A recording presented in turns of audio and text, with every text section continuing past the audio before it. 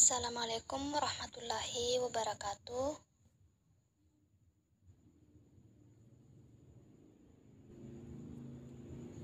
Perkenalkan, saya atas nama Badriah, mahasiswa dari Unsulbar, jurusan Fakultas Kesehatan, Prodi Gizi. Di sini saya akan mempresentasikan tugas saya yang berjudul Ikatan Kimia.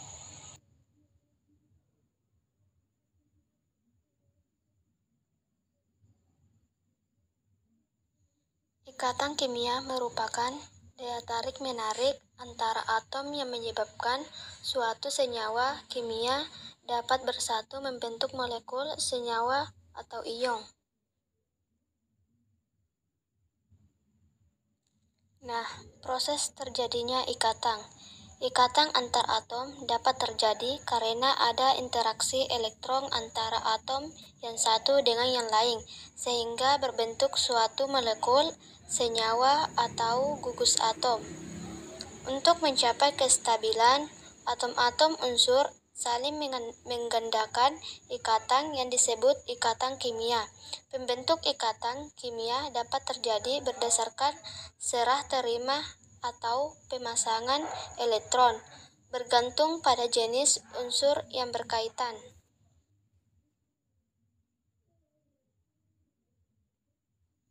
Nah, ikatan kimia terdiri dari 3 jenis ikatan. Yang pertama, ikatan ion, yang kedua, ikatan kovalen, dan yang ketiga, ikatan logam. Nah, pada video ini kita akan membahas ikatan ion.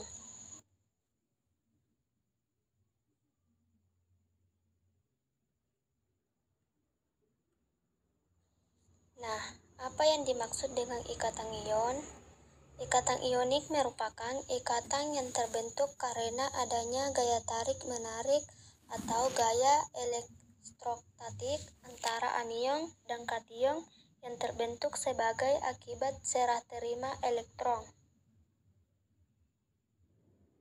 Nah, ikatan ion ini terjadi antara unsur logam dan unsur non-logam. Unsur-unsur logam memiliki elektron valensi yang berjumlah kurang dari 4, sehingga untuk mencapai kestabilan cenderung melepaskan elektron, dan setelah melepaskan elektron, maka akan terbentuk kation atau ion yang bermuatan positif. Dan adapun untuk unsur-unsur non-logam memiliki elektron valensi yang berjumlah lebih dari 4, sehingga untuk mencapai kestabilan, konfigurasinya cenderung menerima atau menarik elektron. Nah, karena menerima atau menarik elektron, maka akan terbentuk anion atau ion yang bermuatan negatif. Nah, kation dan anion yang terbentuk karena pelepasan dan penerimaan elektron ini kemudian mengalami gaya elektrostatik atau gaya tarik-menarik. Nah, gaya inilah yang disebut dengan ikatan ionik. Adapun senyawa yang terbentuk yaitu senyawa ionik.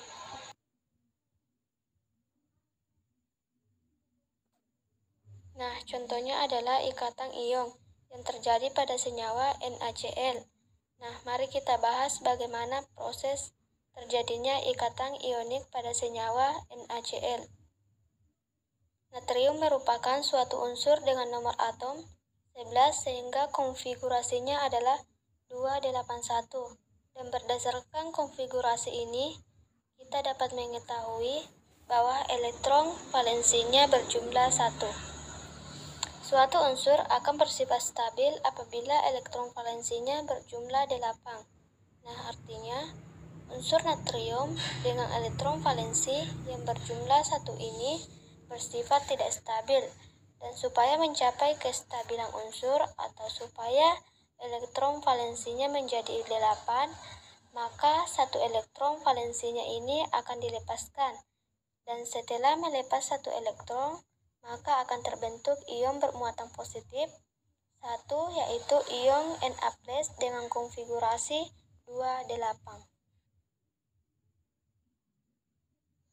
Nah, di sisi lain, klorin merupakan suatu unsur dengan nomor atom 17, sehingga konfigurasinya adalah 287.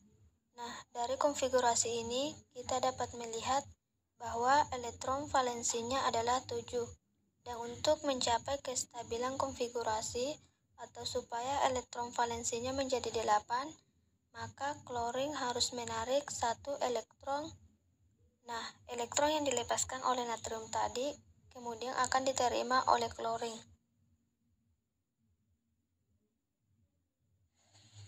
Sehingga akan terbentuk ion bermuatan negatif 1, yaitu terbentuk ion Cl- dengan konfigurasi 288. Nah, ion Na+ dan Cl- yang terbentuk ini kemudian akan mengalami ikatan ion atau mengalami gaya tarik-menarik sehingga membentuk senyawa NaCl.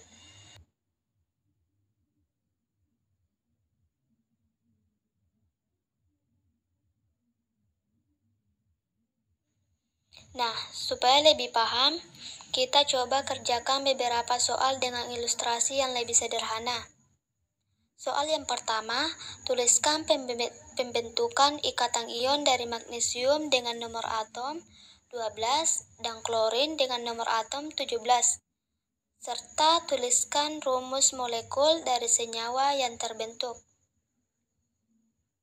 Nah, untuk soal ini kita tentukan terlebih dahulu konfigurasi elektron dari unsur-unsurnya supaya kita bisa mengetahui berapa elektron yang akan dilepaskan dan berapa elektron yang akan diterima. Nah, untuk magnesium nomor atomnya adalah 12 sehingga konfigurasi elektronnya adalah 282.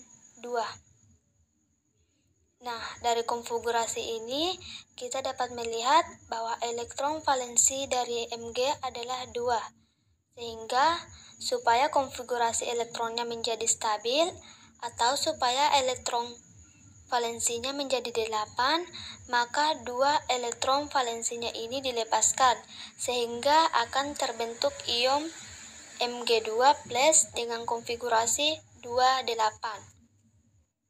Nah, berikutnya untuk klorin, nomor atomnya adalah 17, sehingga konfigurasinya adalah 287.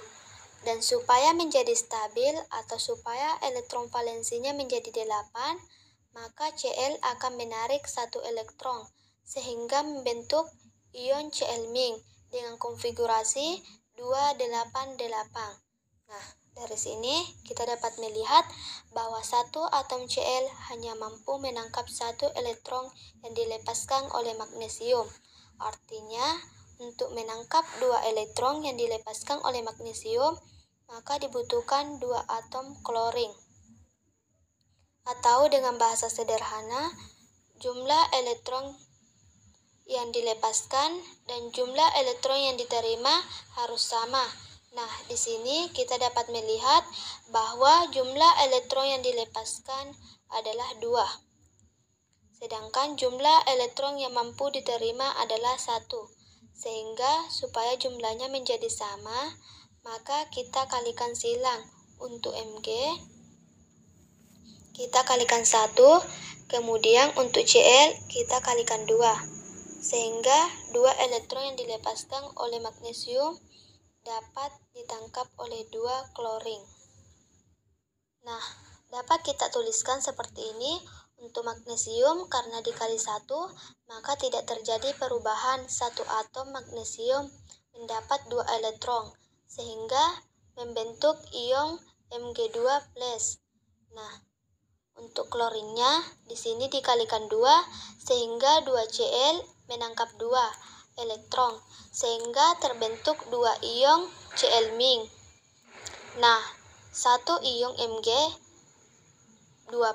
dan 2 ion Cl- ini kemudian akan mengalami gaya tarik-menarik atau gaya elektrostatik yang disebut dengan ikatan ion, sehingga membentuk senyawa MgCl2. Nah, dapat kita tuliskan sebagai berikut. Mg2+ ditambah 2Cl- menghasilkan MgCl2. Nah, Contoh berikutnya, tuliskan pembentukan ikatan ion dari unsur A dengan nomor atom 13 dan unsur B dengan nomor atom 16, serta tuliskan rumus molekul dari senyawa yang terbentuk. Nah, langkah-langkah yang kita lakukan sama dengan soal sebelumnya. Kita tuliskan terlebih dahulu konfigurasi elektron dari unsur-unsur yang ada. Untuk unsur A dengan nomor atom 13, konfigurasi elektronnya adalah 283. Nah, dari konfigurasi ini kita dapat melihat bahwa elektron valensinya berjumlah 3. Dan supaya mencapai kestabilan konfigurasi elektron atau supaya elektron valensinya menjadi 8, maka 3 elektron valensinya dilepaskan, sehingga terbentuk ion A3+ dengan konfigurasi 28. Nah, berikutnya untuk B dengan nomor atom 16, konfigurasinya adalah 286. Nah, dari sini kita bisa melihat bahwa elektron valensinya berjumlah 6. Dan supaya mencapai kestabilan konfigurasi atau supaya elektron valensinya menjadi 8, maka unsur B ini akan menarik 2 elektron sehingga membentuk ion B2- dengan konfigurasi 288. Nah, dari sini kita dapat melihat bahwa A melepas 3 elektron, sedangkan B mampu menangkap 2 elektron. Nah, berarti jumlah elektron yang dilepaskan dan jumlah elektron yang diterima belum sama. Supaya sama, maka kita kalikan silang. Untuk A, kita kalikan 2, dan untuk B, kita kalikan 3. Sehingga untuk A-nya, 2 unsur A melepaskan elektron dengan total berjumlah 6 elektron dan membentuk 2 ion A3+. Kemudian untuk B-nya, 3 unsur B menangkap 6 elektron sehingga membentuk 3 ion B2-. Nah, dari sini terlihat bahwa elektron yang dilepaskan dan diterima sudah sama, yaitu 6E atau 6 elektron. Berikutnya, 2 ion A3+ dan 3 ion B2- ini kemudian mengalami ikatan ion atau mengalami tarik-menarik sehingga membentuk senyawa dengan rumus molekul A2B3. Dapat kita tuliskan sebagai berikut: 2A 3+ ditambah 3B2- menghasilkan senyawa A2B3. Nah, itulah tadi presentasi saya. Jika ada kesalahan mohon dimaafkan. Assalamualaikum warahmatullahi wabarakatuh.